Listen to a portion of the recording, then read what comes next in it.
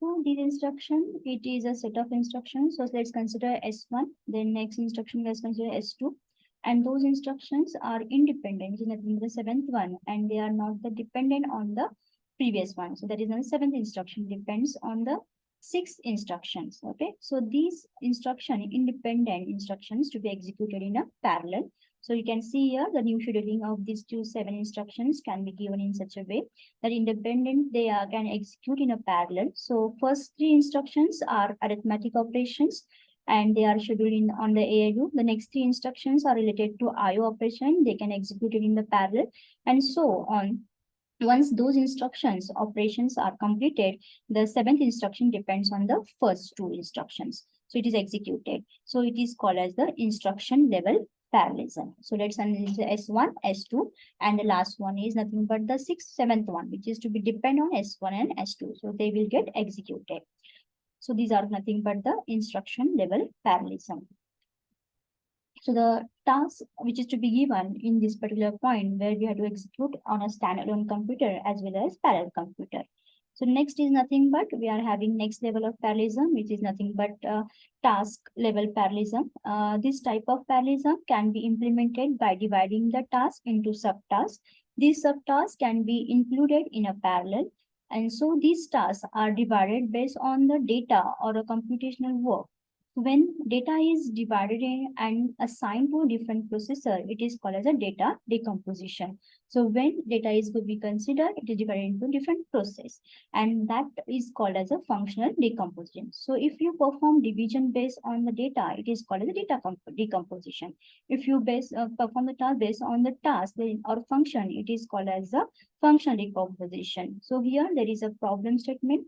The given problem is divided into particular subtask. So here we are considering that to solve these sub problems, different set of instructions are written.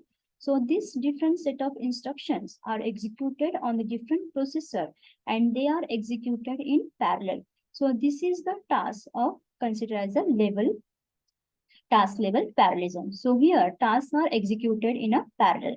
So these are the three types of parallelism, which is nothing but bit level parallelism, instruction level parallelism, and task level parallelism. So up to now, we have completed the first part of our first content of the syllabus. So now let's understand why parallel computing is to be required. So you use the parallel computing more effectively, it is necessary to know why parallel computing is required. So these are the several reasons which are explained in this particular slide, and these are the reasons are as follows. The first, parallel working in a real world.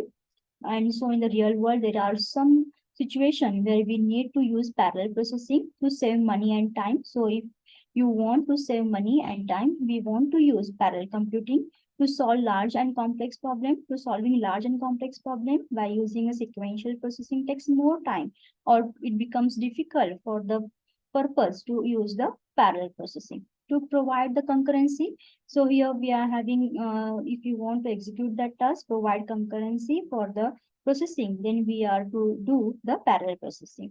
The use of non-local resources, if the resources are not available there, then you want to use the remote resources, right? So here we are considering that point where you want to consider different user localizer as well as remote user. You can use that in the resources. So using non-local resources, which creates the need of using the parallelisms. For the better use of available parallel hardware, this is the another way we can consider that nowadays many parallel hardwares are available. If you want to use them effectively, then we have to go for parallel computing. So here basically these are all the things we require, that is given why parallel computing is to be required. So next is increasing the computational requirement.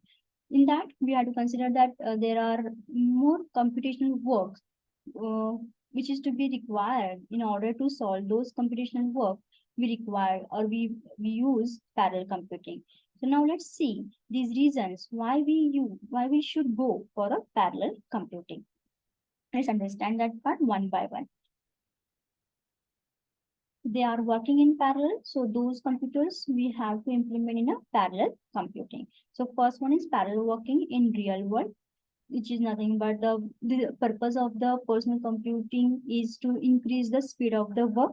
Second reason is the save time and the money. We have consider the real world, then different activities like billing in the supermarket, multiple cash counters in the bank are working panel. We have to consider, we have to work in a parallel way.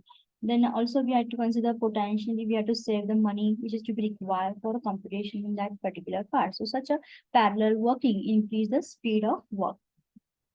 Now next is to solve the large and more complex problem. We are to solving large and more complex problem by using the particular things where we have to understand the need of the parallel computing. So save time and money, which is to be given for the time required for computing any work can be reduced by doing it in a parallel way. Next is we have to consider it also potentially saves the total money required for completing that particular work. So it becomes cost effective if you do it in a parallel way. Next is solve large and more complex problem solving, which is to be considered here. That is given in the form of that if the problem is using a serial computing, then it takes more time to execute. Solving the large and complex problems by using serial computing, it will take more time. It becomes difficult to impractical to solve them in a single and limited resources.